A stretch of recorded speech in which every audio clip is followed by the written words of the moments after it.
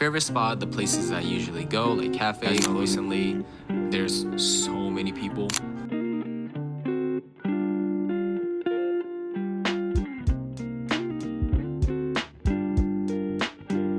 So now content about trouble ဆိုတာက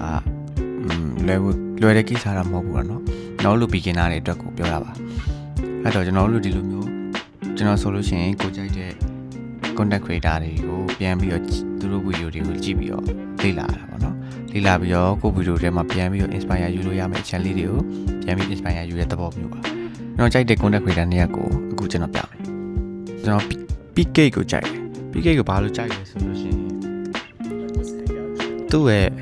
ဒါ video color grading ကိုလည်းတော်တော်ကြိုက်တယ်သူ့ရဲ့ video သွားတဲ့ style လေးကိုလည်းကြိုက်တယ်နောက်တစ်ယောက်ကသူ့တငယ်ချင်းTatsuki ပေါ့ Tatsuki ကိုလည်းတော်တော်လေးသဘောကျတယ်သူတို့နှစ်ယောက်ကတငယ်ချင်းဖြစ်တဲ့အတွက်ကြောင့် color grading တွေကတော်တော်များများဆင်တယ်တူတယ် color grading တူတယ်သွားတဲ့ flow လေးနည်းနည်းပါးပါးပဲကွာသွားတာမျိုးရှိတယ်ဆိုတော့ Tatsuki ကိုလည်းတော်တော်ကြိုက်တယ် Tatsuki ကကြည့်ရတာကွန်တက်အဲ့လိုမျိုးအကြောင်းတခြားမသိရလို့ဆိုရင်တော့တနေ့ပြမှုကောင်းပါမယ်သူ့ဗီဒီယိုလေးကအေးဆေးဆေးလေးနဲ့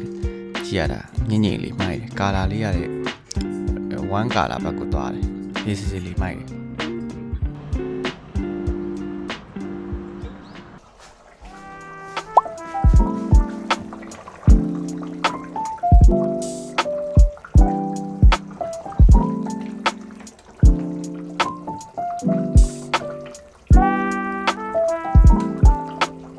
ဆိုရတာနည်းနည်းလိုနေတာအချိုလိုနေဆိုအချိုလေး